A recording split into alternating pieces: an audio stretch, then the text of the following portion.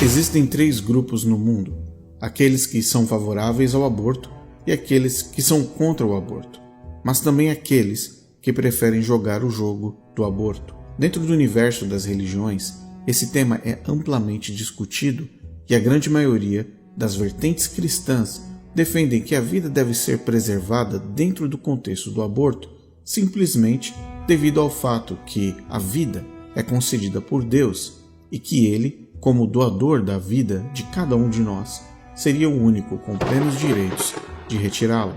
O conceito sobre o aborto e qualquer possibilidade de tornar essa prática médica viável começou muito antes do que a maioria das pessoas pensa.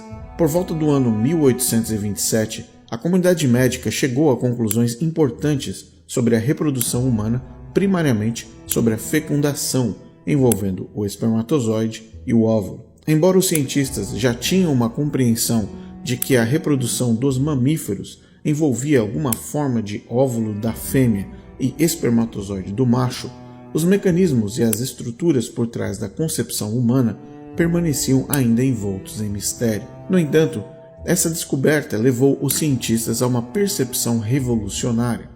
Um óvulo fertilizado por um espermatozoide gera uma vida humana. Eles partiram dessa premissa para considerar a possibilidade também do seu encerramento prematuro através de técnicas que evoluiriam ao longo das décadas. Na contramão dessa descoberta, emergiu nos Estados Unidos o primeiro movimento em prol do direito à vida e contra o aborto, liderado pelo Dr. Horatio Robinson Storer, sob o nome de A Cruzada dos Médicos contra o Aborto, durante o período que se estendeu de 1850 a 1890. Você percebeu que todos os anos que eu mencionei foram 1827, 1850 e 1890. Em outras palavras, século XIX. Esse período também acompanhou o desenvolvimento do movimento adventista. No entanto, justiça seja feita a todos eles, pois os adventistas fundadores apoiaram essa posição popular que significativamente se opunha à prática comum do aborto. Tiago e Ellen White, J.N. Andrews e o Dr. John H. Kellogg também se opunham ao aborto. Mas como é possível termos certeza de que os fundadores do Adventismo do Sétimo Dia eram contra esse movimento? Para você compreender melhor, precisamos te apresentar um homem chamado George B. Gaynor. Ele era o pastor titular da Igreja Adventista do Sétimo Dia de Pleasant Valley, em Happy Valley, no estado do Oregon. E em agosto de 2013, George B. Gaynor publicou seu artigo The Wisdom of Solomon, ou A Sabedoria de Salomão, ou A Política do Pragmatismo, a decisão sobre o aborto da Conferência Geral de 1970 a 1971, na internet. Ele já havia apresentado muito tempo antes e em detalhes tudo sobre as políticas adventistas de aborto em 1988, na Conferência sobre o Aborto da Universidade de Loma Linda. Esta conferência foi o prelúdio do Comitê da Visão Cristã sobre a Vida Humana, que começou a reunir-se em 1989 e que acabou produzindo as diretrizes oficiais para o aborto que foram adotadas em outubro de 1992. Portanto, além de um conhecedor e pesquisador sobre o tema, George B. Gaynor se tornou uma autoridade vocalizando e expondo o que a maioria dos adventistas não gostariam de saber. Esse documentário só foi possível devido ao intenso trabalho de pesquisa de diversas pessoas, incluindo o principal responsável, George B. Gaynor, a apresentação expositiva também de Colleen Tinker, editora da revista Proclamation, com o suporte de seu marido, Richard, diretor da Former Adventist Fellowship na Igreja Trinity em Redlands, na Califórnia. Temos também a ajuda e o suporte de Wagner Olmos, do canal Remanescente, que acredita que devemos compartilhar com transparência a história do Adventismo, incluindo outros que atuam nos bastidores da organização adventista e que, infelizmente, por questões de segurança do trabalho, não podem ser mencionados, e que apoiam os documentários do canal para que possamos, com informações, e documentos extremamente valiosos. A todos vocês, nosso muito obrigado. E a você que está assistindo este vídeo, obrigado pelo seu tempo. Prepare-se para embarcar numa jornada bem difícil, obscura, mas que irá te ajudar a entender o Adventismo depois da sala de emergência.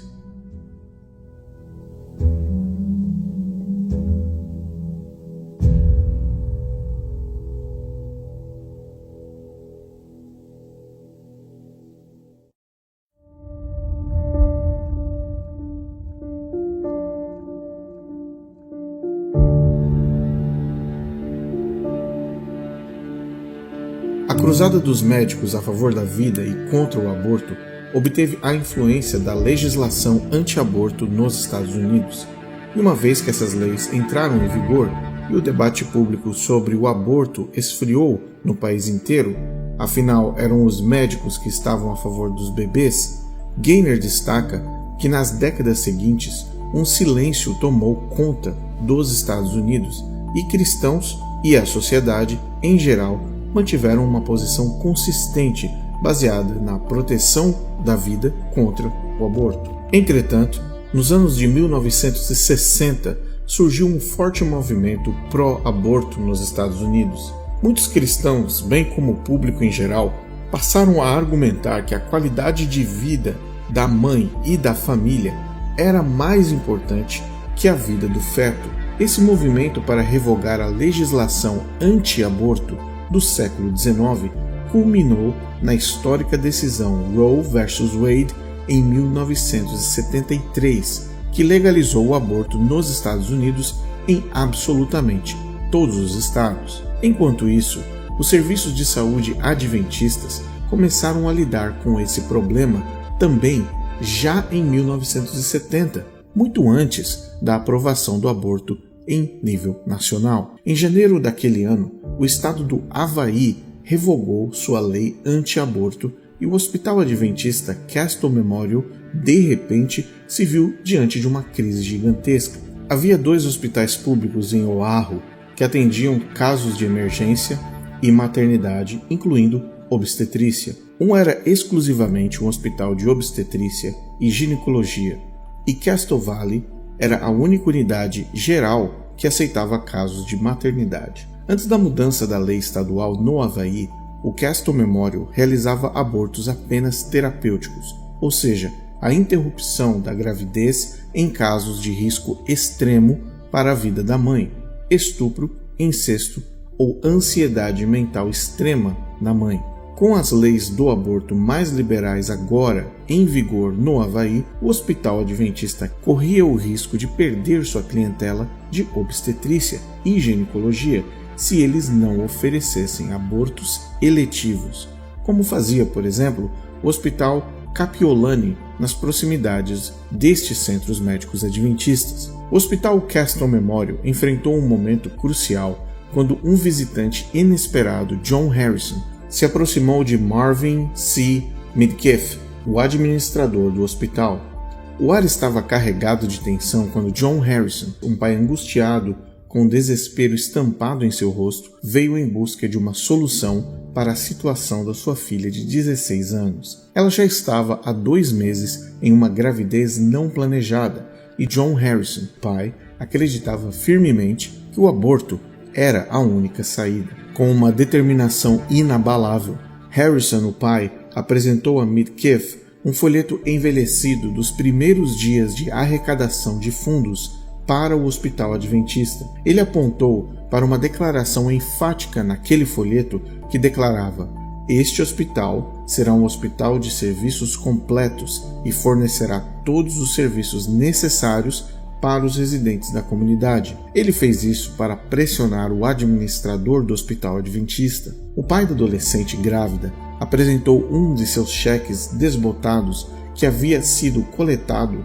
durante a contribuição muitos anos antes para a construção daquele Hospital Adventista, o Memorial Castle. Um lembrete muito claro que ele estava dando para Midkiff das expectativas que haviam sido prometidas para aquela comunidade.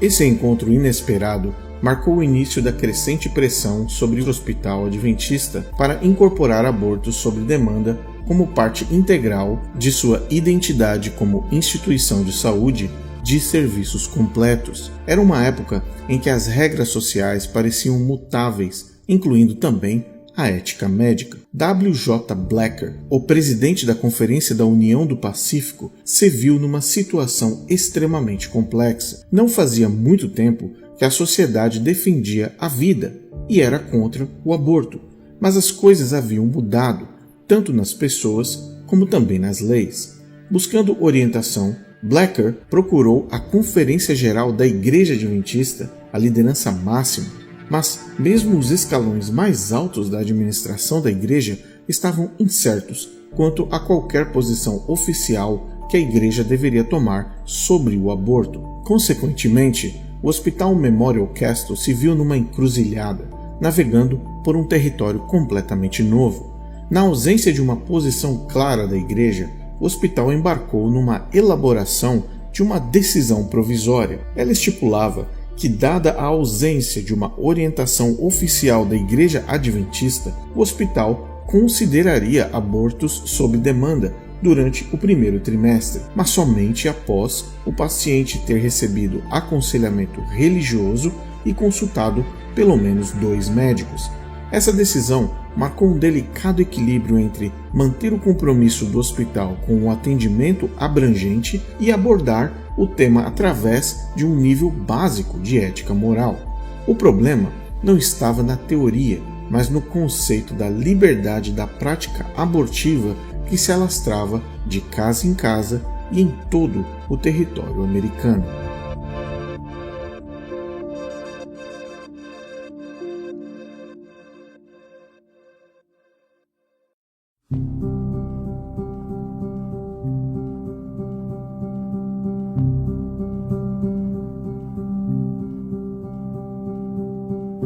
Em março de 1970, no mesmo ano em que o aborto se tornou uma prática legal no estado do Havaí, os líderes da Conferência Geral dos Adventistas do Sétimo Dia se reuniram para discutir a questão. E foi a partir dessa reunião que as coisas começaram a ficar ainda mais complexas. Este é Neil Wilson. Na época, ele era o presidente da divisão norte-americana das igrejas adventistas. Neil Wilson fez uma declaração no dia 17 de março que foi divulgada pelo Serviço de Notícias Religiosas. Ele foi citado dizendo: "Não nos sentimos com a responsabilidade de promover leis para legalizar o aborto, nem nos oporíamos a elas. Embora estejamos em cima do muro, os adventistas do sétimo dia tendem a ser a favor do aborto ao invés de sermos contra, porque percebemos que estamos diante de grandes problemas de fome e superpopulação. Não nos opomos ao planejamento familiar e a esforços apropriados para controlar a população." É claro que essa declaração não caiu nada bem, ainda mais vindo de um presidente de uma divisão adventista inteira. Controle populacional e fome no mundo foram as razões dadas por um dos representantes mais importantes da organização adventista em plenos anos 70. Como você já deve saber, quando presidentes de divisões e uniões da Igreja Adventista se reúnem em reuniões intermináveis, as chances de algo positivo ser produzido são muito baixas.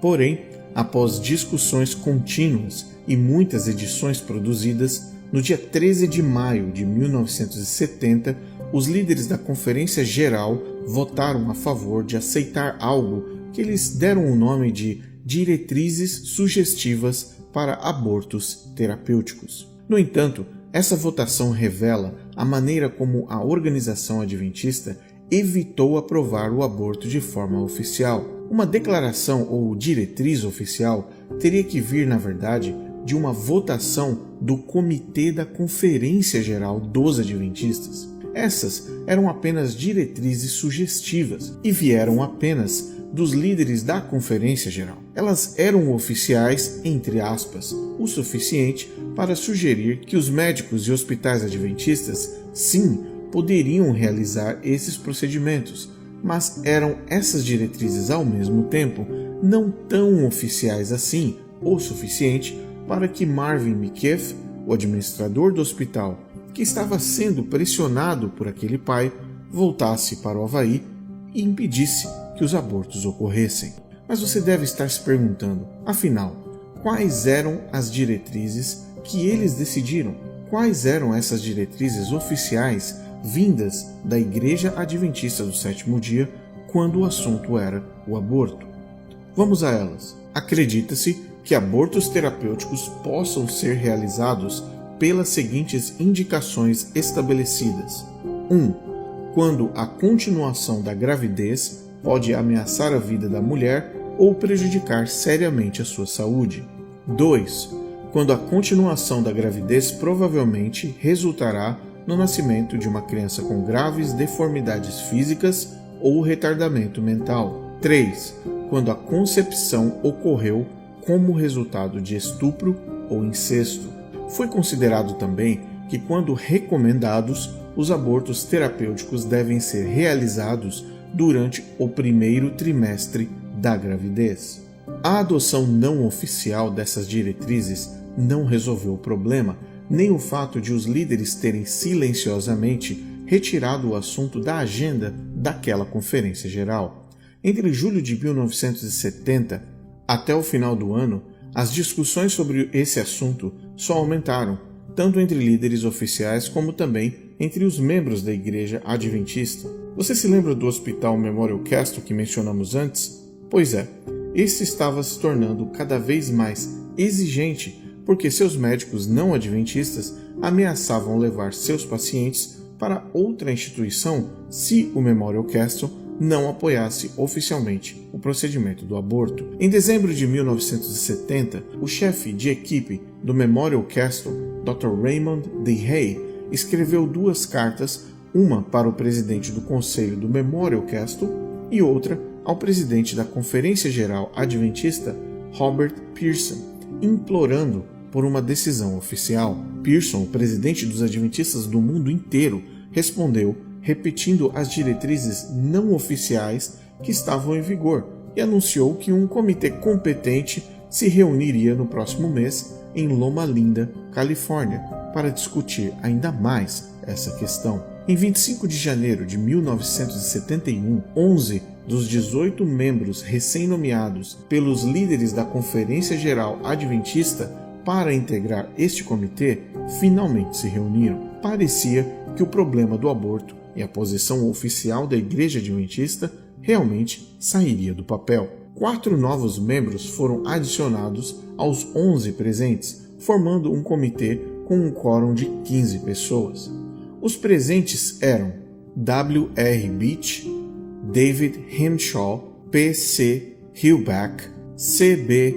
Hirish, Gordon Hyde, Joanne Cross, Elizabeth Larsen, R. E. Osborne, Jack W. Provonsha, A. G. Strenflin, W. D. Walton, N. C. Wilson, Mrs. C. Woodward, Harold Zipprecht e C. E. Bradford. O presidente da Conferência Geral, Robert Pearson, estava ausente, mas havia manifestado seu apoio às diretrizes existentes apenas 20 dias antes. W. R. Beach e Harold Zipprecht, chefe do Departamento de Obstetrícia e Ginecologia da Universidade de Loma Linda, e Jack Provonsha apresentaram seus documentos. Beach revisou o trabalho realizado no ano anterior pelo Comitê do Aborto e concluiu que as circunstâncias em evolução, especialmente no Havaí e Nova York, exigiam uma declaração atualizada. Zipprecht discutiu a complexidade da situação do aborto e Provonsha defendeu sempre tentar salvar tanto a vida da mãe quanto a vida do filho, mas em situações em que isso não fosse possível, o feto deveria ser sacrificado em favor da mãe. A reunião foi concluída com uma recomendação de que os líderes da Conferência Geral dos Adventistas nomeassem agora um outro comitê para estudar ainda mais essa questão, o que demonstra hoje uma tentativa de distanciamento daquelas pessoas, mas que o tempo comprovaria de que não seria tão fácil assim.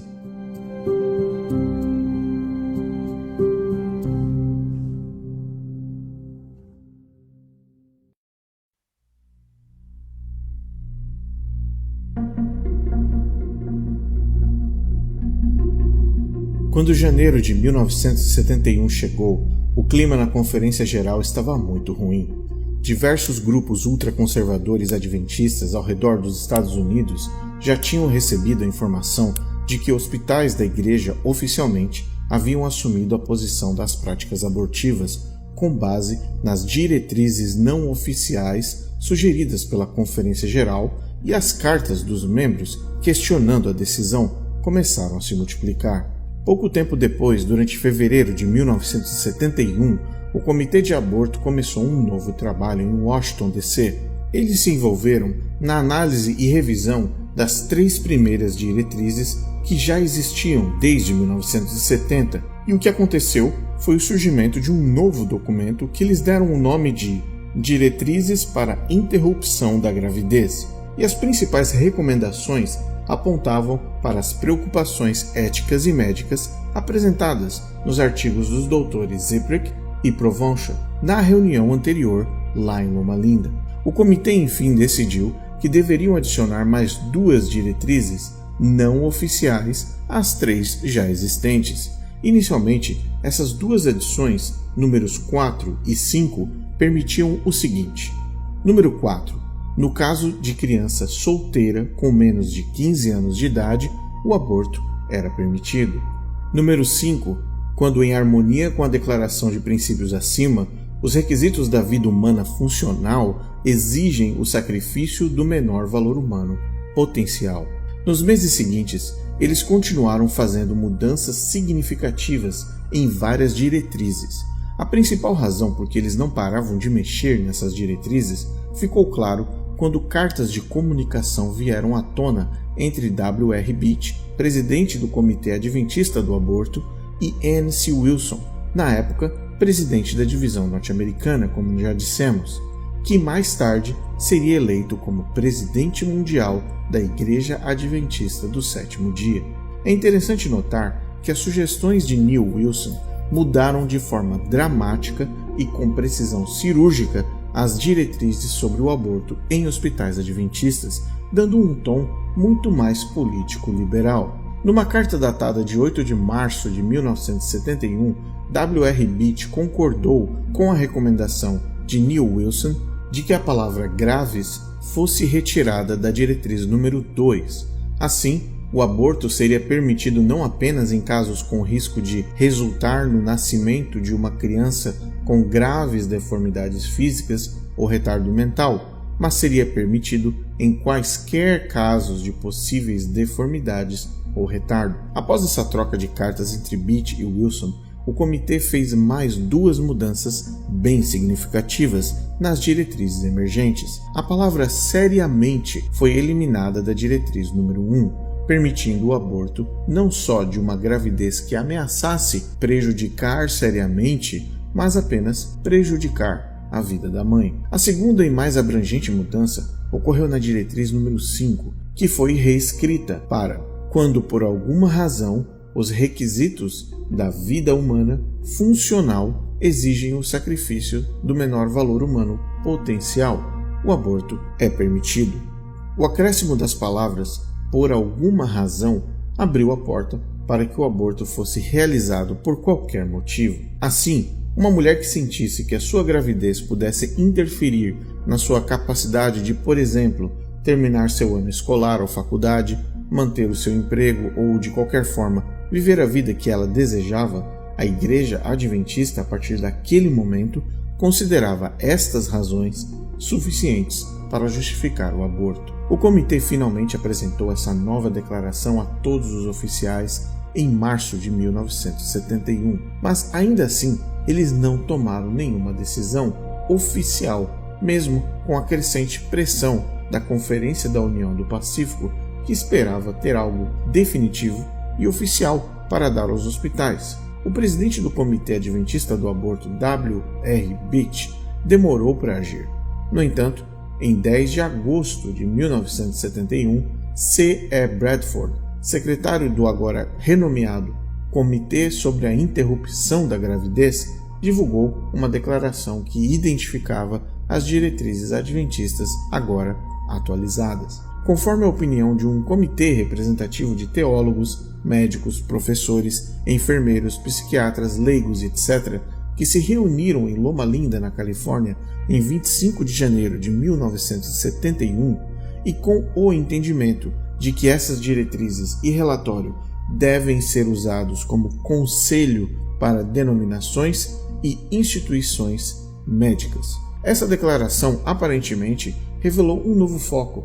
O documento que o Comitê Adventista criou, na verdade, não era uma política geral da Igreja sobre o aborto. Foi considerada uma política para apenas os hospitais adventistas. Na verdade, essa nova declaração foi chamada formalmente de Recomendações às Instituições Médicas Adventistas do Sétimo Dia. O foco desse documento era apenas e especificamente para instituições e não para os membros em geral, mas Bradford também revelou que a organização adventista não era realmente proprietária da declaração como um documento de posição oficial. Esse tipo de argumentação é muito comum na Igreja Adventista, pelo medo constante em perder apoio dos membros, que são, na verdade, aqueles que sustentam a organização adventista com 10% do salário e doações esporádicas. Criar um clima de pânico moral nos membros era tudo que a Igreja Adventista não queria. Esse tipo de linguagem era uma tentativa dos líderes em separar o ato do aborto dentro dos hospitais adventistas das mentes questionantes dos membros adventistas daquela época. Bradford disse em sua carta de apresentação: "Eu suponho que você diria que este documento é quase oficial, mas sem o aval completo dos irmãos." Então você deve estar se questionando, no final, quais eram essas diretrizes para a interrupção da gravidez de 1971, produzida pela Igreja Adventista. Vamos então a elas. Número 1. Quando a continuação da gravidez pode ameaçar a vida da mulher ou prejudicar a sua saúde. Número 2. Quando é provável que a continuação da gravidez resulte no nascimento de uma criança com deformidades físicas ou retardo mental. 3. Quando a concepção ocorre como um resultado de estupro ou incesto. 4. Quando o caso envolver filha solteira menor de 15 anos. E 5. Quando, por alguma razão, as exigências da vida humana funcional exigem o sacrifício do menor valor humano potencial. Como um comentário final, foi mantida a perspectiva de que as indicadas interrupções da gravidez ou o aborto devem ser realizadas o mais breve possível, de preferência durante o primeiro trimestre de gravidez. Depois de mais de um ano de reuniões, cartas, comitês e discussões, a organização adventista ainda não tinha uma política oficial de aborto votada pelos delegados e membros da Igreja Adventista, que poderiam ser compartilhadas com qualquer membro e pastor. Eles tinham um novo conjunto de diretrizes que eram muito mais liberais do que antes, diretrizes que o mais alto nível de administradores e profissionais da Igreja Adventista ajudaram a criar. Na verdade, esse novo conjunto de diretrizes seria agora usado pelos hospitais adventistas para determinar a sua própria política de aborto, cada um da forma como quisesse. Mas a Igreja Adventista do Sétimo Dia não poderia chamar de oficial, o que automaticamente daria a eles total liberdade de negar a membros reclamantes de que essa política, na verdade, não pertencia à igreja como organização, mas sim era fruto de um comitê. Geralmente, o membro adventista aceita qualquer tipo de explicação que venha com o logo da Igreja Adventista num papel timbrado, e não seria complicado construir um distanciamento sempre que fosse necessário. A não oficialidade dessas diretrizes era muito ruim para os hospitais, mas era excelente para o controle cognitivo dos membros leigos. O Hospital Memorial Castle, entretanto, finalmente tinha tudo o que precisava.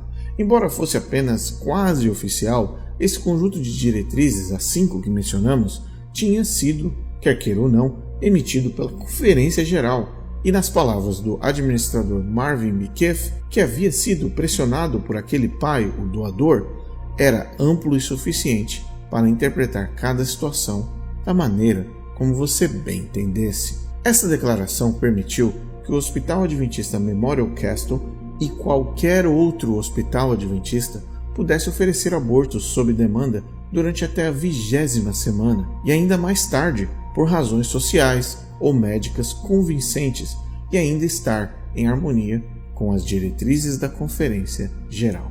O que mais impressiona é que esta política interna permissiva, com as 5 diretrizes adventistas sobre o aborto, aconteceu 2 anos antes da decisão oficial do STF dos Estados Unidos sobre o caso Roe vs. Wade, que tornou o aborto oficialmente legal somente em 1973. No entanto, como você percebeu, a Igreja Adventista do Sétimo Dia foi a organização cristã que deu os primeiros passos na direção do aborto muito antes do aborto sequer ser oficialmente legalizado em todos os Estados Unidos.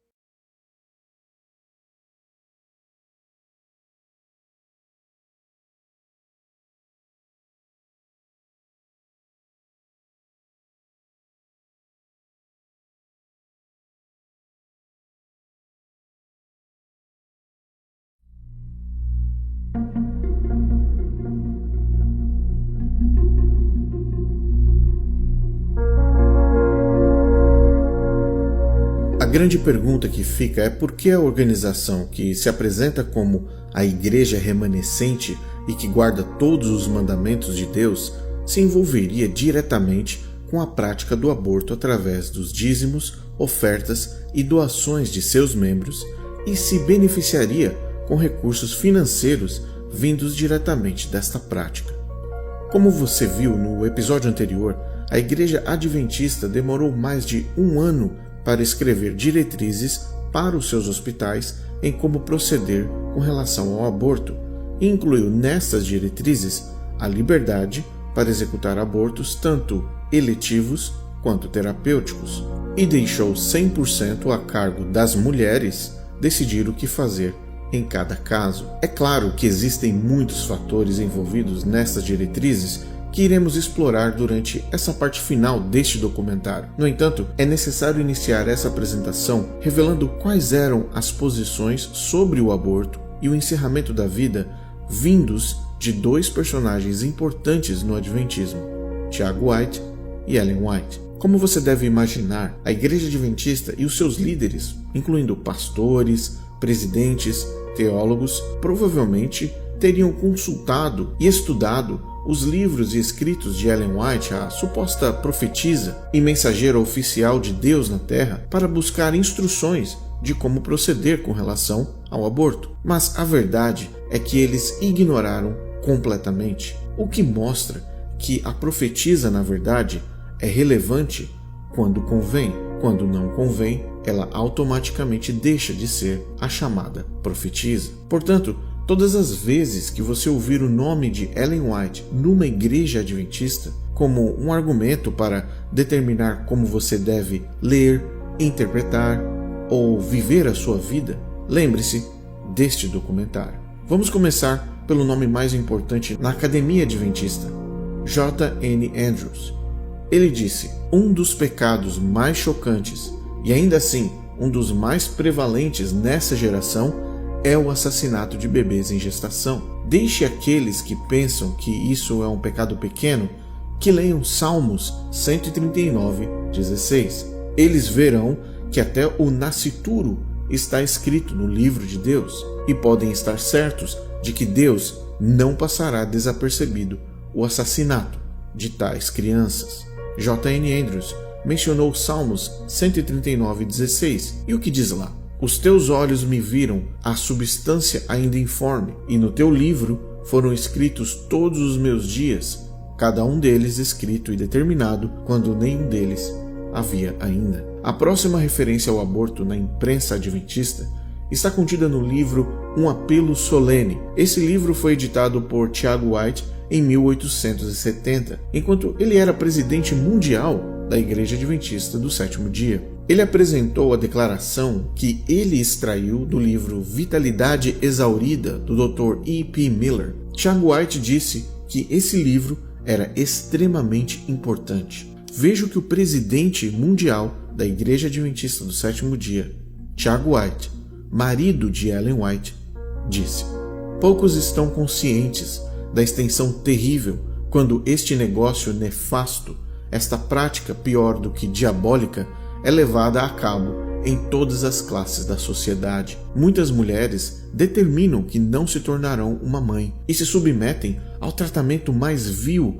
cometendo o crime mais vil para cumprir seu propósito. E muitos homens que têm tantos filhos quanto podem sustentar, em vez de restringirem as suas paixões, ajudam na destruição dos bebês que geraram. O pecado está na porta de ambos os pais, em igual medida. E além de tudo isto, as consequências de tal prática são muito desastrosas, tanto para a natureza física como moral daqueles cujas almas estão manchadas com este terrível pecado. O uso dessa declaração pelo presidente mundial da Igreja Adventista, Tiago White, e marido da suposta profetisa de Deus, Ellen White, oferece uma clara indicação da posição da Igreja Adventista e de seus líderes naquela época. Os sanatórios adventistas eram uma forma da Igreja se posicionar com relação à defesa de uma vida saudável, e o Dr. Kellogg não poderia se manifestar de forma diferente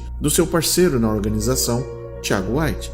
No seu famoso livro chamado Homem, uma Obra de Arte, Kellogg disse isso sobre o aborto. O embrião é possuidor de sua própria individualidade, com seu próprio futuro, suas possibilidades de alegria, tristeza, sucesso, fracasso, fama e ignomínia.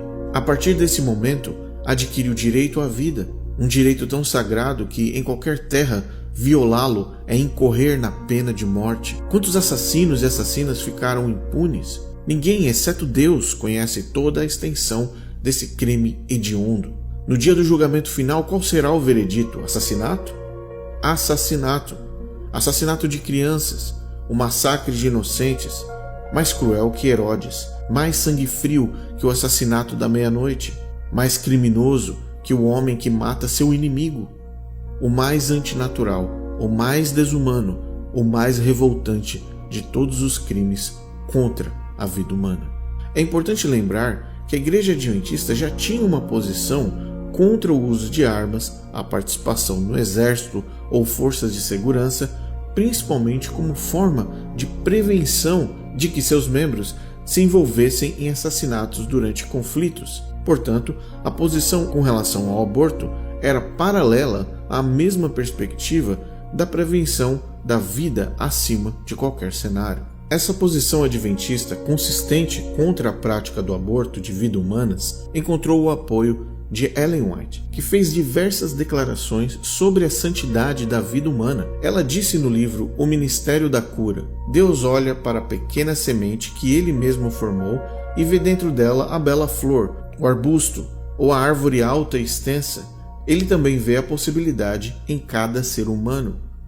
E em Patriarcas e Profetas, ela falou ainda mais diretamente ao ponto de proteger a vida humana inocente quando ela disse: a vida humana, que só Deus poderia dar, deve ser preservada de forma sagrada. Portanto, qualquer presidente da Igreja Adventista, qualquer pastor, qualquer obreiro e qualquer representante oficial dos Adventistas que tenha a simples capacidade de leitura tem plenas chances de identificar a posição oficial dos fundadores da organização quando o assunto é o aborto. Nunca existiram dúvidas a respeito disso.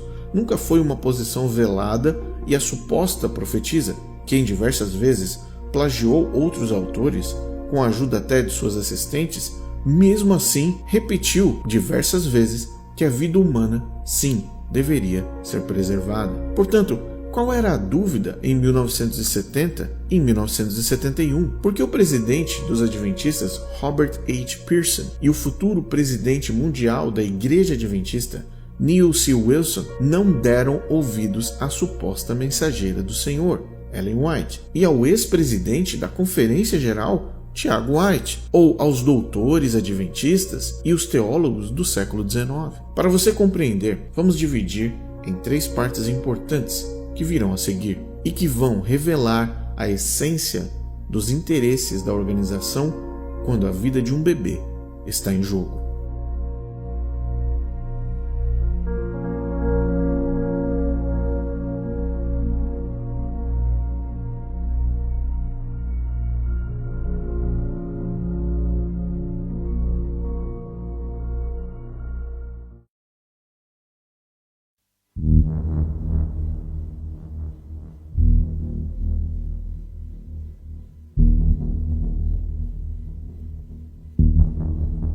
A Igreja Adventista do Sétimo Dia se apresenta como o CNPJ que guarda todos os mandamentos, uma organização que guarda todos os mandamentos, uma pessoa jurídica que guarda todos os mandamentos. No entanto, o mandamento sobre não dizer falso testemunho é um dos mais quebrados dentro da organização adventista e com o assunto do aborto não poderia ser diferente. Na primeira parte deste documentário, nós apresentamos as 2 diretrizes criadas pela Conferência Geral, as diretrizes do aborto de 1970 e as diretrizes de 1971. No entanto, nós também revelamos que, com o passar do tempo, os membros começaram a questionar qual era a posição oficial da Igreja, a versão de 1970 ou a versão de 1971. E é em momentos como este que você consegue enxergar como uma organização supostamente cristã se apresenta diante da sociedade e principalmente diante de Cristo. Em 1971, no mesmo ano em que as diretrizes liberais que permitiam qualquer aborto foram criadas, a revista Ministry publicou uma matéria que fez todos os membros da Conferência Geral Adventista tremer. Lembre-se que a revista Ministry é uma publicação oficial da Igreja Adventista e antes da existência dos celulares e laptops, revistas eram o principal tipo de mídia que chegava na porta e na casa das pessoas, juntamente com aquele jornal semanal. Em outras palavras, a grande maioria dos adventistas do sétimo dia nos Estados Unidos iriam ler essa matéria.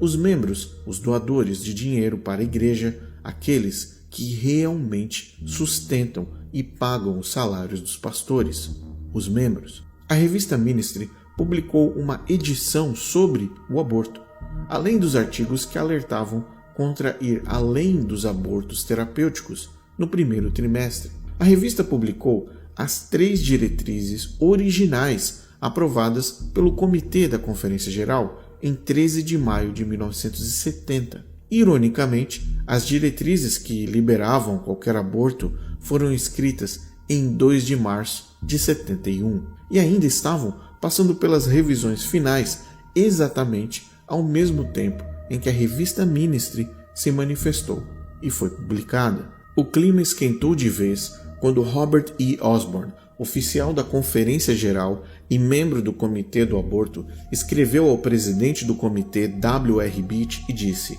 "Me parece que os artigos da revista Ministry são completamente prematuros. Caso contrário, a nomeação de um comitê para analisar esse assunto e de forma mais profunda é uma verdadeira farsa." Robert Osborne sabia que esse artigo seria um problema. A revista Ministry havia tomado um lado definitivo, que era o apoio a abortos apenas e tão somente terapêuticos, por razões extremas e de preservação da vida em risco iminente. A revista, que estava chegando nas caixas de correio de milhares de adventistas, estava alinhada com a defesa inquestionável da vida e da luta por ela até as últimas possibilidades. Porém, Robert Osborne estava se reunindo com os líderes do alto escalão da Igreja Adventista para justamente defender o contrário, a liberação completa do aborto em hospitais da suposta igreja remanescente. Vendo que a confusão e o conflito eram públicos, o Comitê do Aborto, liderado por Beach e influenciado diretamente por Neil Wilson, começou a correr o quanto podia para terminar o que seriam no futuro as 5 diretrizes liberais adventistas do aborto. Mas agora eles tinham um problema. Os membros da Igreja Adventista apoiaram a revista Ministry. Os adventistas do sétimo dia se manifestaram contra o aborto, mas ao mesmo tempo os líderes adventistas estavam indo na direção contrária. Qual seria então a solução para esse dilema? E a resposta, infelizmente, foi muito simples: mentir. A Igreja Adventista, através das décadas, mentiu e omitiu que as 5 diretrizes a favor de qualquer aborto sequer existiam para os hospitais adventistas. E ao longo da história, exemplos muito específicos demonstram que a Igreja remanescente abriu mão do 9º mandamento e do 6º mandamento de uma só vez. Desde 1971, as publicações adventistas continuaram a confusão. Ao longo dos anos, colunistas e editores adventistas publicaram declarações usando as diretrizes lá de 1970 como sendo a política adventista oficial. A revista Adventist Review, em 1986, na edição de 13 de fevereiro, publicou um artigo intitulado Uma visão aprofundada do sistema adventista de saúde, incluindo uma entrevista de 7 páginas com Donald Welch, o fundador do que ficou conhecido como Sistemas Adventistas de Saúde. Donald Welch, pressionado pela Conferência Geral, mentiu dizendo que os hospitais adventistas seguiam sim as diretrizes de 1970. Lembre-se, ele disse isso em 1986. Na entrevista, Welch afirmou: a Igreja desenvolveu diretrizes para hospitais e instituições de saúde em relação ao aborto em 1969. Essas diretrizes desencorajam fortemente o aborto. Elas permitem o aborto em certos casos em que há uma consulta médica. Vários médicos concordam que isso precisa ser feito para a saúde da mãe, em alguns outros casos, como estupro. Welch continuou dizendo: eu serei franco e direi que houve um tempo em que várias de nossas instituições faziam alguns abortos, e essa situação levou a essas diretrizes. William Johnson, que era o editor da Adventist Review à época, lembra dele? Pois é, ele foi extremamente pressionado pelos médicos adventistas que leram essa entrevista com o fundador do sistema de saúde adventista, mentindo descaradamente e ainda afirmando que os abortos eletivos sempre haviam ocorrido dentro do sistema e que as diretrizes de 1970 haviam sido geradas para prevenir esses supostos abortos, sem nunca mencionar as diretrizes de 1971 usadas pelos hospitais que ele era o diretor. Mesmo sob pressão, William Johnson permitiu que a entrevista fosse publicada, mesmo tendo conhecimento da mentira, algo muito comum no adventismo, onde funcionários obedecem a qualquer ordem, seja ela cristã ou não, com medo de perder seus empregos e suas posições. Num outro caso, o Comitê Executivo da União Adventista de Colômbia havia fornecido cópias das 3 diretrizes de 1970 à Conferência de Ohio, quando eles solicitaram uma orientação sobre o assunto do aborto. Imagine só, o ano era 1987. Em 1984, o Conselho de Ação Cristã publicou seu Guia de Planejamento Comunitário para a Santidade da Vida Humana. Essa publicação incluía um resumo das atitudes em relação ao aborto por parte de organizações religiosas, e nessa publicação a Igreja Adventista do Sétimo Dia foi incluída como um órgão relevante no país. Vendo que o nome da Igreja Adventista iria ser publicado num documento de saúde pública, a conferência enviou as diretrizes desatualizadas de 1970 novamente, e o Conselho de Ação colocou os Adventistas do Sétimo Dia no seu grupo número 2, como geralmente contrários ao aborto, mas que abriam exceções em casos extremamente difíceis, mentindo ao órgão e escondendo as diretrizes a favor do aborto de 1971. Existem diversas publicações da Revista Adventista de jornais, panfletos e muitos outros materiais oficiais da Igreja que escondem dos membros as práticas abortivas nos hospitais e que a Igreja Adventista realmente, de fato, defende. Omissões, mentiras, enganações são repreensíveis vindos de uma igreja que se posiciona como igreja remanescente e que guarda todos os mandamentos de Deus. Mas pior do que isso é a mensagem que pastores adventistas repassam a seus membros a respeito do aborto. Pastores ameaçam mulheres e familiares utilizando a força eclesiástica que eles possuem, defendendo uma posição dentro da igreja que só existe da porta para dentro dos templos e não da porta para dentro dos hospitais adventistas. Vejam o que esses pastores e representantes da igreja adventista disseram publicamente aos membros leigos sobre a questão do aborto. Listo, pastor, ¿qué posición tiene la iglesia adventista frente al aborto? Bueno, la iglesia adventista acepta los 10 mandamientos como su regla de fe y práctica. Uno de esos mandamientos es no matarás. Nosotros consideramos que la vida inicia en el momento de la concepción. Por lo tanto, rotundamente un no al aborto. Esa es nuestra posición eclesiástica, porque el único que tiene derecho a dar la vida o a quitarla es Dios. Si una mujer miembro de iglesia practica el aborto, ¿cómo actúa la iglesia frente a ese caso? Bien, si una mujer en nuestra iglesia practica el aborto, el procedimiento es el mismo procedimiento que se le haría a un miembro que asesine a alguien, o a un miembro que robe, o a un miembro que viole el sábado, porque son principios de la ley de Dios. Así que el aborto no está contemplado, así se hace el proceso disciplinario, el proceso de no estar ya como miembro activo de la iglesia. Obviamente no con eso le estamos cerrando la puerta, ¿no?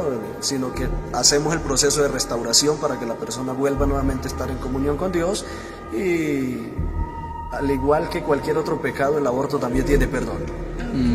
Y digamos, cuando una mujer tuvo ese caso como de violación o malformación del feto, que pues la ley sí permite abortar en esos casos, ¿qué piensa la iglesia acerca de eso?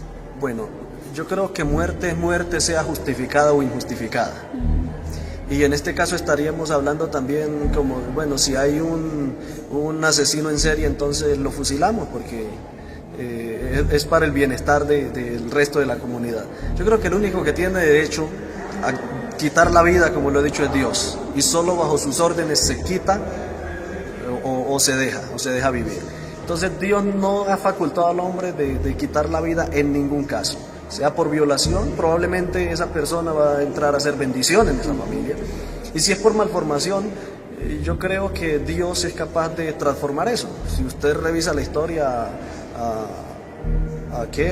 creo que fue a Beethoven, uno de los músicos, que le diagnosticaban que iba a salir con malformaciones, y finalmente no fue así. Fue uno de los genios que hoy tenemos de la música. Entonces Dios puede transformar lo malo en bueno. Por eso no hay autoridad para nosotros quitar la vida a nadie. Gracias. Ok, gracias. Portanto, se você reconhecer que você errou e confessar para Deus e dizer assim: Deus, eu fui uma assassina, eu fui um homicida, eu fui responsável por um aborto. Senhor, eu reconheço, mas Senhor, eu peço que o Senhor me perdoe, peço que a sua graça esteja sobre mim. Assim como o Senhor perdoou outros tipos de homicídio, perdoa o meu homicídio também, Senhor. Eu não tenho dúvida alguma de que neste momento em que você assiste esse programa, se você fizer essa oração de entrega a Cristo, Ele vai lhe dar perdão e vai lhe dar uma paz que talvez você não esteja desfrutando há muitos anos. Nós, adventistas do sétimo dia, acreditamos que a liberdade dada por Deus para cada ser humano agir deve conduzi-lo a decisões centralizadas na busca da vontade de Deus. O aborto é uma ação que põe fim a uma gravidez já estabelecida. É uma iniciativa que tira uma vida já dada por Deus. Como cristãos, nós somos chamados a ser uma comunidade de fé, amorosa, e carinhosa e que ajude as pessoas em crise a tomarem decisões acertadas. E como fazemos isso? Trabalhamos para fortalecer o relacionamento familiar e instruir sobre os princípios cristãos da sexualidade humana. Além disso, ensinamos planejamento familiar, debatemos sobre as questões morais associadas ao aborto e oferecemos apoio e assistência a mulheres que decidem prosseguir com uma gravidez, mesmo indesejada e problemática. Devemos ainda nos comprometer em diminuir os lamentáveis fatores sociais, econômicos e psicológicos que possam levar ao aborto e a cuidar de forma salvadora dos que sofrem as consequências de decisões nessa área. A igreja não deve servir como consciência para os indivíduos, mas oferecer orientação bíblica e moral que leve esperança às pessoas que vivem em momento de crise. 2 pesos e 2 medidas? Não, a resposta é não. O nome disso é o mesmo que a serpente fez com Eva, lá no Jardim do Éden. E você sabe o nome disso.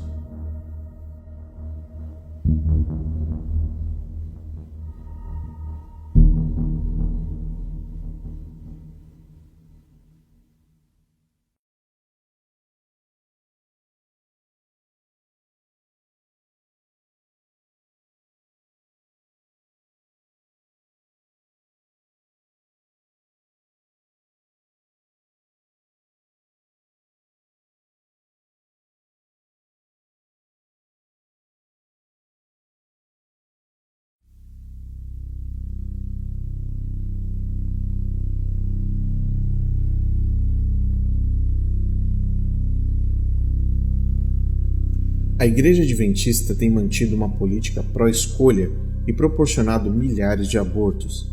Os adventistas acreditam e ensinam que o ser humano é resultado de corpo mais fôlego de vida, ou seja, oxigênio, e a respiração literal em seus pulmões é o que geralmente define como um ser.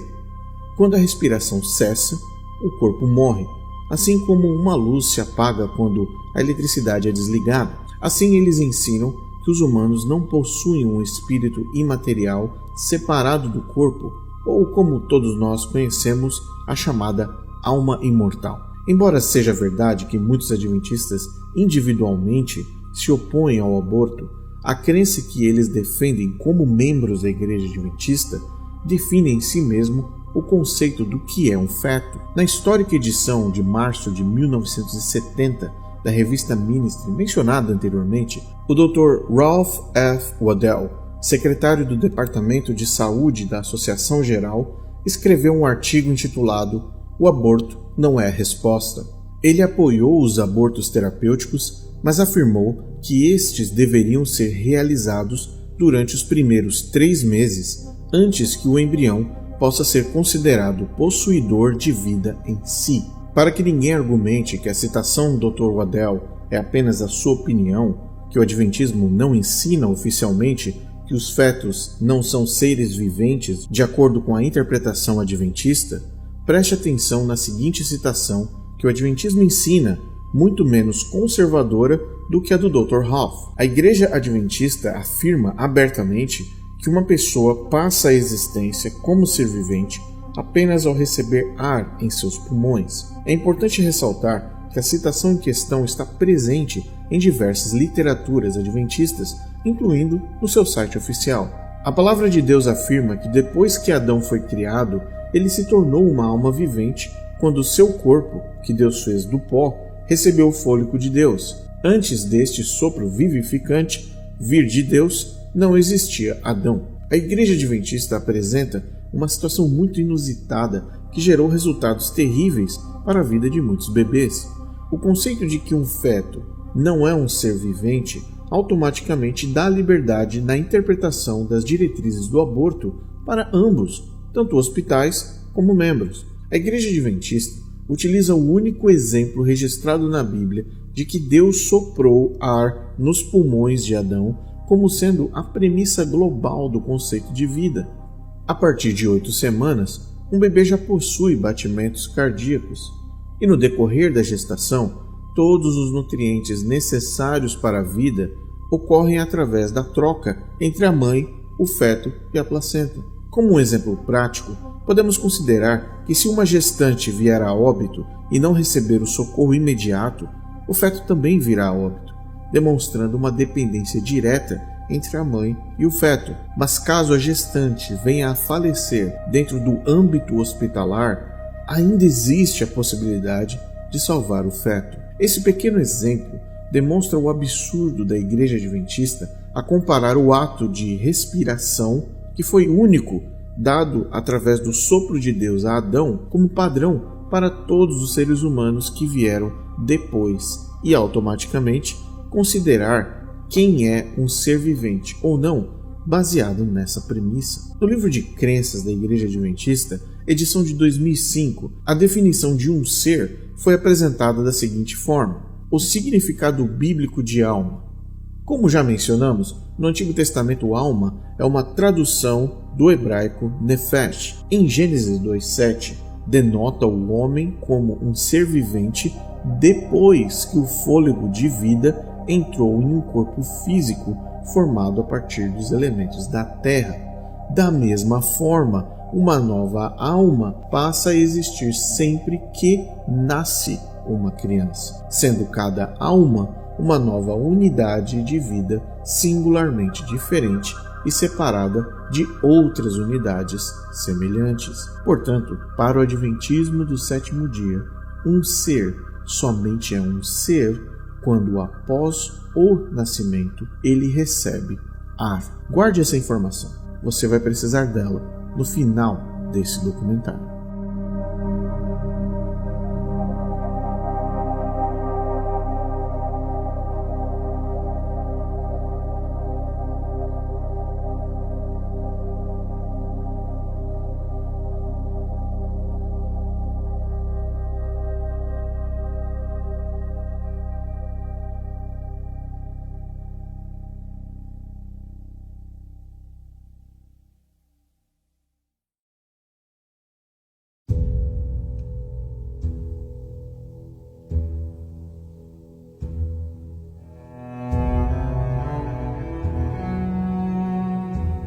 Quando George Gaynor estava pesquisando para escrever seu artigo no guia da American Hospital Association para a área de cuidados de saúde em 1986, ele declarou que havia conseguido informações sobre os abortos adventistas. Segundo o que foi possível investigar, 12 dos 56 hospitais adventistas nos Estados Unidos oferecem serviços de aborto. No entanto, devido ao completo bloqueio no acesso aos dados hospitalares e o sigilo da Conferência Geral, estima-se que esse número é muito maior. De acordo com o relatório de 1986, os hospitais listados são os seguintes: Castle Medical Center, Hadley Memorial Hospital, Hanford Community Hospital, Loma Linda University Medical Center, Porter Memorial Hospital, Portland Adventist Medical Center, Shady Grove Adventist Hospital, Shawnee Mission Medical Center, Sierra Vista Hospital, Walla Walla General Hospital, Washington Adventist Hospital e White Memorial Medical Center. Este é Nick Samoilik, de Loma Linda, e ele tem pesquisado os adventistas e o aborto durante vários anos para sua tese de doutorado. Ele tem algumas informações que lançam luz sobre os dados atuais sobre o aborto e os hospitais adventistas. Em seu site www.adventlife.wordpress.com, ele se refere ao artigo de George Gaynor e lista os hospitais. É extremamente difícil obter informações precisas sobre abortos realizados em hospitais adventistas. No entanto, ele conseguiu obter algumas informações sobre o Hospital Adventista de Washington, em Maryland. Em primeiro, ele cita a pesquisa de Gaynor publicada tanto em seu artigo quanto no Washington Post. Quanto aos números, os participantes do protesto dos pastores contra o aborto, realizado em 5 de outubro de 1985, forneceram o número de 1.494 abortos realizados no Hospital Adventista de Washington de 1975 a julho de 1982. Disseram que o Gabinete de Registros Médicos do hospital revelou essas estatísticas. Esse número se traduz numa média de 213 abortos por ano. Curiosamente, houve uma queda repentina nos números de abortos do Hospital de Washington depois de 2005. Samoiluk refere-se ainda às conclusões do investigador católico independente Patrick Murrell. Uma década depois, o mesmo hospital adventista relatou 547 abortos por ano, mas em 2006, o número de abortos na mesma instituição caiu para 47, com 48 relatados para o ano de 2007. Nos anos seguintes, o Hospital Adventista de Washington relatou 38 abortos em 2008, 27 em 2009 e 29 em 2010. A redução substancial nos números é aparentemente explicada pelo fato de que o Hospital Adventista de Washington pode ter deixado de relatar dados para procedimentos ambulatoriais, enquanto os números anteriores a 2005 incluíam pacientes internos e ambulatoriais.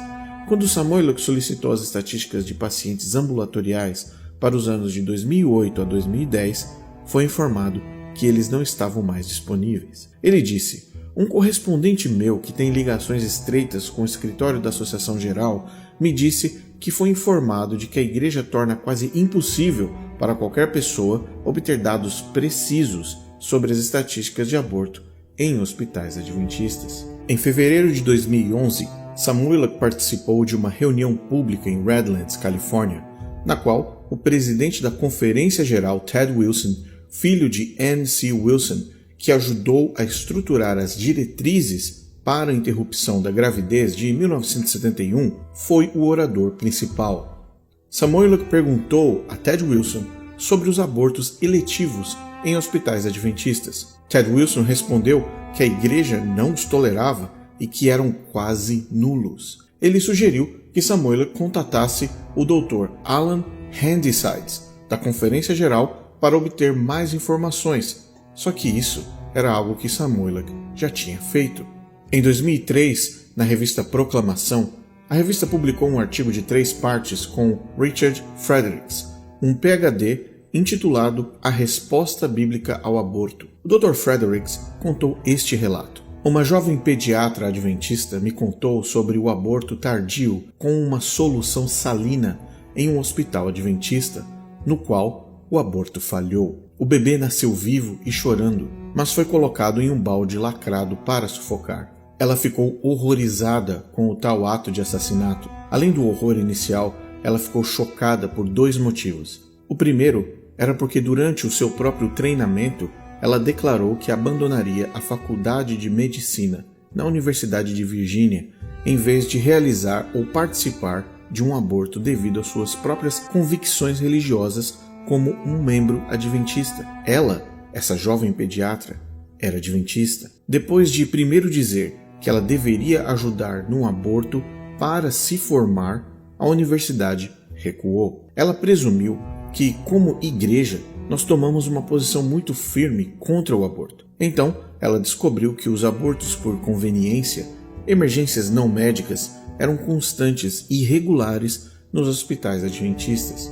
Dr. Fredericks disse: "Jamais esquecerei suas lágrimas quando ela olhou para mim e disse: 'Como podemos fazer isso?'" Esta é Sally Quinn, redatora do Washington Post, um dos maiores jornais dos Estados Unidos, e ela escreveu um artigo intitulado Adventistas do Sétimo Dia e o Aborto, e o publicou em janeiro de 2011. Embora o artigo original tenha sido removido, ele é citado em uma postagem do dia 9 de dezembro de 2013, no site religiousliberty.tv. Em seu artigo, Sally Quinn escreveu: "Cristãos de todas as denominações estão hoje reunidos no National Mall para protestar contra o 38º aniversário de Roe vs. Wade, a decisão da Suprema Corte de 73 que legalizou o aborto em todo o país. Mas uma denominação que pode estar bem pouco representada é a dos Adventistas do Sétimo Dia, cuja grande rede mundial de 170 hospitais permite abortos eletivos."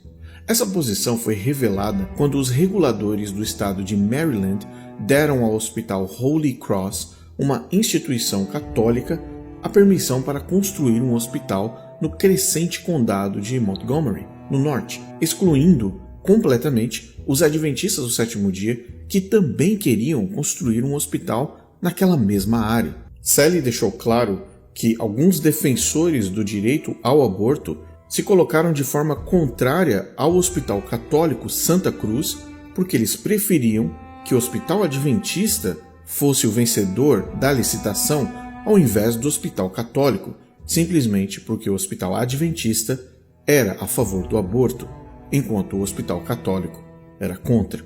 Em 30 de junho de 2014, a Suprema Corte decidiu a favor da rede de lojas de artesanato Hobby Lobby, no que ficou conhecido como o caso Hobby Lobby, que não queria pagar pela cobertura de convênio médico, dando acesso às mulheres funcionárias da Hobby Lobby à pílula do dia seguinte, considerando que esta pílula é um método contraceptivo e abortivo. A Hobby Lobby, a rede de artesanato, é uma empresa cristã nos Estados Unidos. O STF americano apoiou a Hobby Lobby, dando à empresa liberdade de custear medicamentos que considerasse positivos de acordo com seus valores cristãos. No entanto, vendo o caso do STF e da Hobby Lobby, a Igreja Adventista, através da divisão norte-americana, emitiu uma declaração no mesmo dia, afirmando que foram encorajados e se sentiram bem pela decisão que salvaguarda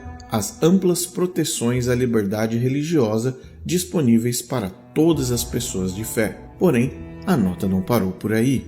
À medida que a declaração continuava, no entanto, sublinhou que a Igreja Adventista, sim, tem um compromisso estabelecido com os cuidados de saúde e como melhorar a saúde de todos, incluindo as mulheres. Mas no penúltimo parágrafo, a declaração da divisão norte-americana dos Adventistas diz: a Igreja Adventista do Sétimo Dia, em suas crenças fundamentais e ensinamentos baseados na Bíblia, não se opõe a fornecer os métodos de contracepção em questão e cumpriu integralmente esta disposição para os seus funcionários que vivem nos Estados Unidos. Louise Tyler, médica conhecida como uma verdadeira pioneira no movimento pró-aborto e de planejamento familiar, era filha de missionários adventistas do sétimo dia na China e formou-se na Faculdade de Medicina da Universidade de Loma Linda em 1944.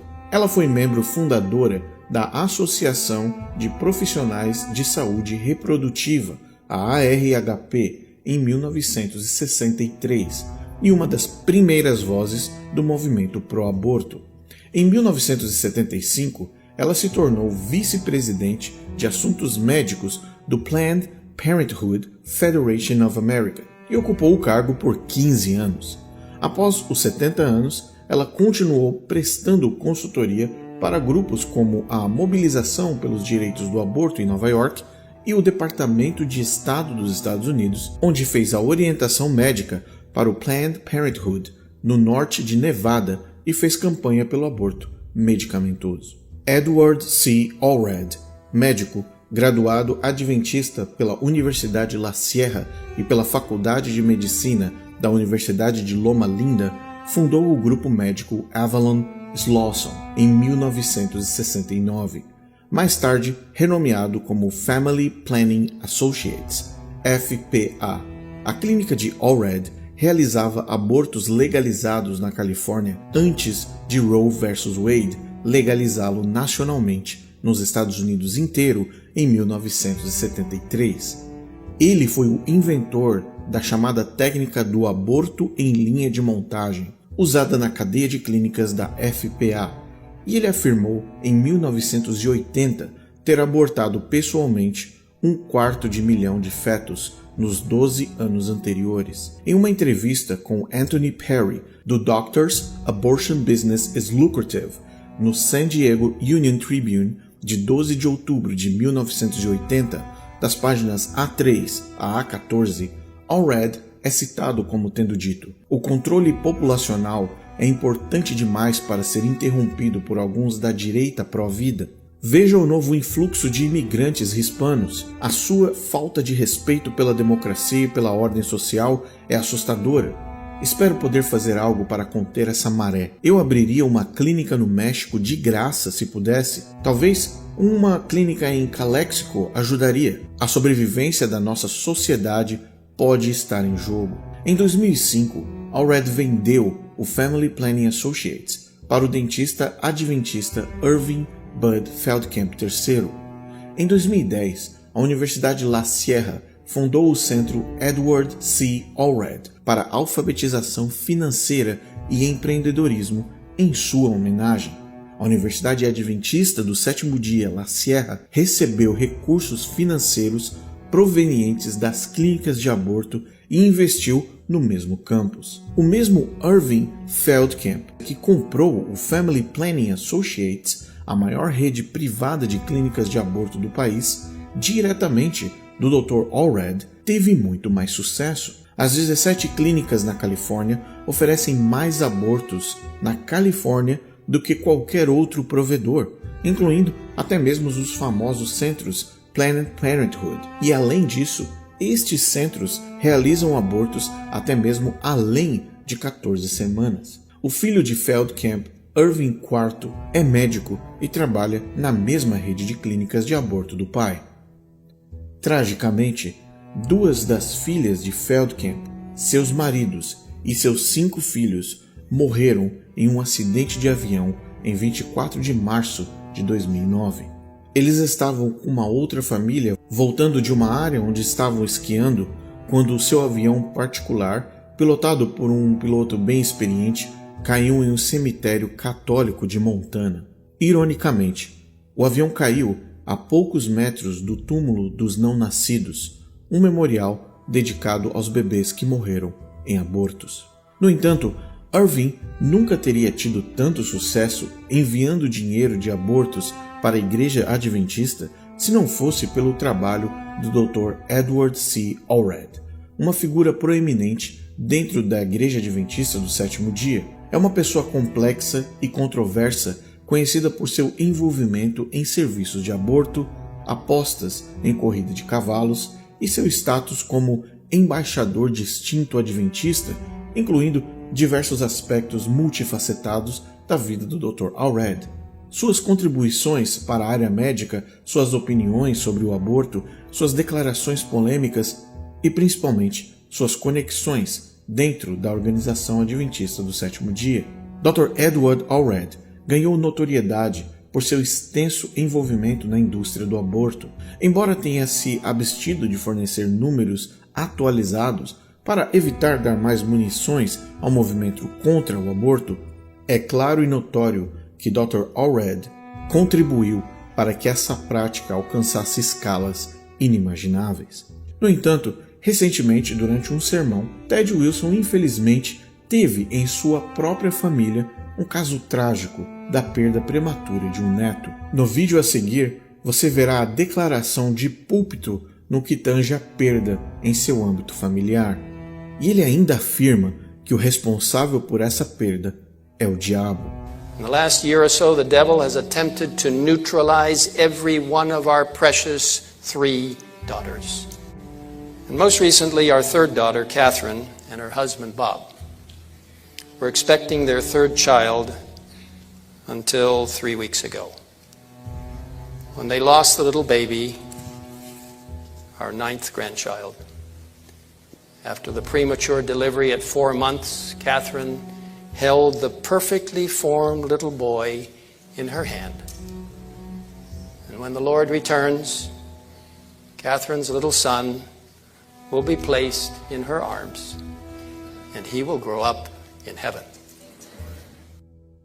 É muito triste saber que perdas como essa aconteceram, mas Ted Wilson apenas contradiz sua própria prática que foi iniciada por seu pai.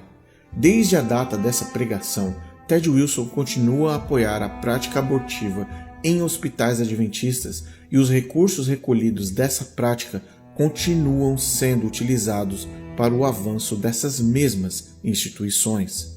Vale a pena lembrar que a Igreja Adventista do Sétimo Dia, como uma suposta igreja remanescente, suas instituições, organizações, colégios, faculdades, escolas são diretamente ou indiretamente apoiados financeiramente por doações de membros. Membros que doam 10% dos seus salários mensais e repassam para a Igreja Adventista. A Igreja no Brasil repassa uma porcentagem para a Conferência Geral e Divisão Norte-Americana, que recebe esse valor e repassa para os hospitais que praticam abortos. Doadores dos hospitais e clientes financiam a igreja com porcentagens enviadas do Sistema Adventista de Saúde para as conferências e universidades. Ou seja, o dinheiro do aborto financia atividades e iniciativas adventistas com finalidades evangelísticas, o que é um paradoxo em si mesmo. Abortos que ajudam a pregar as 3 mensagens angélicas. Na América do Sul, a Igreja Adventista do Sétimo Dia sempre se apresentou como um baluarte contra o aborto e num recente texto de diretrizes lançadas para a divisão sul-americana, mas tudo isso foi possível até hoje porque o aborto no Brasil não foi descriminalizado como em 1973 nos Estados Unidos. O texto apresentado pela divisão sul-americana neste concílio não apresenta absolutamente nada de novo, é apenas um documento que joga um pouco de moralidade e um conceito bíblico sobre a questão do aborto como um todo para a membresia, mas em momento nenhum ele aponta para as práticas abortivas dentro dos hospitais adventistas nos Estados Unidos, de onde a Conferência Geral controla todas as igrejas adventistas no mundo todo. O documento em si é apenas como se fosse um devocional que você lê de tarde ou de manhã à beira da sua cama. Ele fala sobre conceitos que são óbvios e são biblicamente aceitos, mas em momento nenhum a Igreja Adventista do Sétimo Dia, através desse documento, chama-se a si mesma a uma reflexão organizacional a respeito da prática abortiva nas últimas décadas e da continuidade dessa prática em seus hospitais com uma política pró-aborto. E o que ocorreu nesta tarde aqui foi justamente o registro de um documento que já foi votado no concílio anual da Igreja Adventista do Sétimo Dia em nível mundial, e então houve o registro aqui no concílio sul-americano, um documento chamado Declaração sobre a Visão Bíblica da Vida Intrauterina e suas implicações para o aborto. Perceba a forma bem sutil em que ele termina a sua própria apresentação dizendo que o documento em si não serve para determinar absolutamente nada e muito menos para julgar o ato do aborto. É claro que ele precisa dizer isso, pois a própria organização do qual ele recebe o salário pratica o aborto. A Igreja Adventista tem sido bastante clara e coerente, né? Ao mesmo tempo em que ela condena e não aprova a prática do aborto e dá razões para bíblicas claras para a valorização da vida, né? Que é isso que o documento prioritariamente trabalha, ela também se leva em conta, e é um documento que, se vocês lerem a matéria que nós produzimos no noticias.adventistas.org, vocês vão perceber que ali houve um estudo profundo. Esse documento não foi feito de uma noite para outra, não é um documento que se produz em uma semana, é fruto de diálogos, de conversas, homens, mulheres, profissionais da área de saúde, teólogos. Os teólogos que estão constantemente debruçados sobre assuntos importantes da igreja param para fazer estudos importantes. Então esse documento leva em conta a realidade das pessoas também. Não é apenas um momento em que as pessoas se reúnem e agora vamos ver o que nós vamos fazer. Não, é um documento pensado com muita e profunda oração, momentos de profunda dependência de Deus. Então é importante dar esse background, esse pano de fundo, né? Felipe, outra ideia interessante para a gente ressaltar ao amigo e amiga que nos assiste, embora esse documento se posicione claramente contra o aborto, de maneira alguma ele deveria ser utilizado como escudo ou arma para atacar aqueles que são contra, aqueles que são contra a ideia, ou seja, aqueles que defendem o aborto. Isso. Não. Agora eu tenho um documento para esfregar na cara de quem pensa diferente. Não, esse documento não foi feito para isso. O documento foi feito para uma reflexão pessoal. E não é o que os cristãos devem fazer, assim, exatamente, de tudo, né? Primeiro ponto. Esse documento não é uma arma na mão daquele que é contra o aborto para ele atacar agora quem é a favor. Não é. Esse documento para uma reflexão pessoal. Ele me leva a pensar qual é a sagrada a sagrada compreensão do que é a vida, a qual se manifesta desde diversas perspectivas, não só no aborto. Por fim, nós vamos ouvir um pouco do testemunho da Sharon. A Sharon teve uma experiência dentro do hospital de Loma Linda, o Hospital Adventista, na Califórnia, e ela vai compartilhar com vocês um pouco da história e da experiência quando ela estava grávida. Eu quero agradecer diretamente a Débora Buffoni por criar essa ponte entre o canal Para Que Possamos e a Sharon, para que essa história pudesse vir a público e também estivesse acessível a você. Débora, muito obrigado. It's important for the Brazilians to see someone who actually was Seventh-day Adventist all those years, you know. I never actually worked in the medical aspect of Loma Linda. I worked in dietary and put myself at the Loma Linda University Medical Center, and I put myself through Seventh-day Adventist school. So I'm a product of all 12 years, you know, first grade through 12th grade in the Adventist schools. Write something out that I think that will be good for your listeners to hear, if you would just allow me to read it. Sure, 100%. Go ahead. Okay, that's great. So the fundamental belief that I heard and learned over and over again in Adventism was that our free will would not be violated. You know, I was taught that God honors our free will and that we're not robots, but had power to make our own decisions. And for the subject of abortion, this free will really can fall mantra to the saying, "My body, my choice." So that, coupled with, we were also taught, and I can remember people even a teacher writing this on the board in high school: body plus breath equals life. So think about that: body plus the breath, then you have life. Yeah. So aborting a clump of unbreathing cells, then one would think, is perfectly acceptable by many in this religion. Another fundamental belief is that the soul is part of the breathing body. And so if no breath, then no soul. And Adventists don't really believe in a soul, so that's a whole other subject, but no separate part goes to be with the Lord upon death. So if you don't have breath, there's no harm. Yeah. When I was 18 years old, a friend of mine was 17 at the time, became pregnant, and she told me she was going to get an abortion. I can remember asking her why, you know, since she liked the boy and that she was dating, and I thought they made a great couple. But she said something in defense, and I don't really remember what she said, but I remember my reply, and it still haunts me today, saying, "Well, okay, so long as you get it early enough." Keep in mind, I'm a product, you know, of 12 years of Adventist education. So all those years of sitting under the teachings of church school and, mind you, Sabbath school, I did not see abortion as terribly wrong, just a necessary deed if you've done the dirty deed. the dirtiness isn't the sex. Although it should be safe for the covenant of marriage, the dirtiness is really the dirty, rotten lie that we don't have souls and that God doesn't care about a tiny human life that can't even breathe on its own. Yeah. So this view isn't written. It's but for many of my generation, it was a very common belief. If you look for an official Seventh-day Adventist belief statement, you'll find something very supportive these days of pro-life. However, like many subjects in Adventism, there is what the public sees, there's what the churchgoers hear, and then there's what the medical centers allow or even in some cases encourage. So in 2001, I was 33 years old, happily married, pregnant, and a patient of Loma Linda University Hospital. When realizing I was close to 34 years old, I can remember the medical facility wanted to do further tests like the amniocentesis test. And actually, I said no.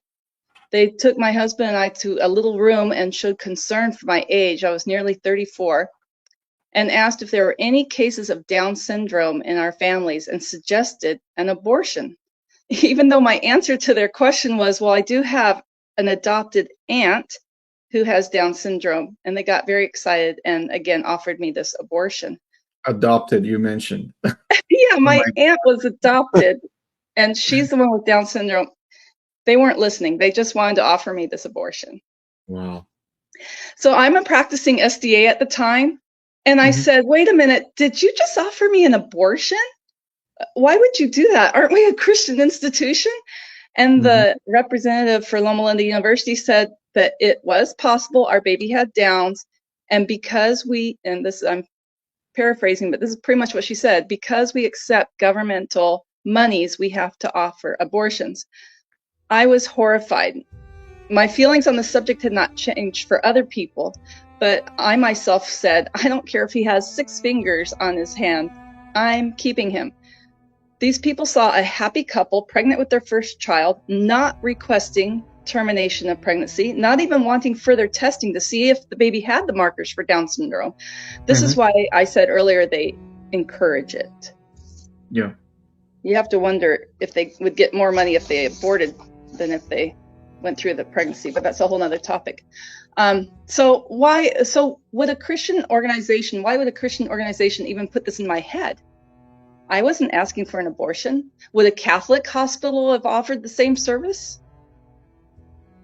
So think of this. When my grandmother died, I was 10 years old.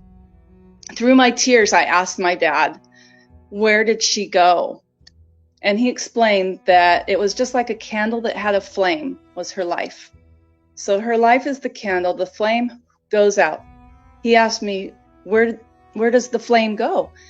And I said, I don't know, through my tears. And he shrugged his shoulders and said, well, that's how it is. So this belief without breath, that there's no soul or life, makes all kinds of things acceptable. Yeah. Namely abortion. So I repent of this previous belief when I thought that abortion was okay, especially if you got it early, because now I know the truth about life and I know who we are in Christ. As my friend who has also left Adventism said, each conception is a life with its own spirit that has its unique identity, and God knew us before we ever took a breath. Yes, that's right. That's pretty much my experience. I was Seventh-day Adventist for 39 years, and I'm so happy that I was born again in 2006. And actually, the Life Assurance Ministries had a big part in that.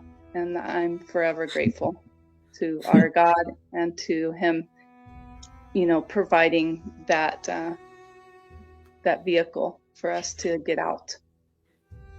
No momento da produção desse vídeo, é notório lembrar que o STF no Brasil está considerando fortemente a descriminalização do aborto, seguindo os passos da vizinha Argentina. Se isso ocorrer, a pergunta que faremos será: quais diretrizes serão válidas no Brasil? As diretrizes para hospitais e médicos da Conferência Geral de 1971 ou as diretrizes da Divisão Sul-Americana do século XXI? Como os hospitais adventistas no Brasil irão proceder, oferecendo abortos eletivos ou terapêuticos? Ou será que eles irão negar serviços de abortos no Brasil por completo? Independente do que aconteça, saiba que os valores das ofertas e dos dízimos financiam a Igreja Adventista no mundo todo, incluindo hospitais onde nesse momento abortos estão sendo feitos nos Estados Unidos.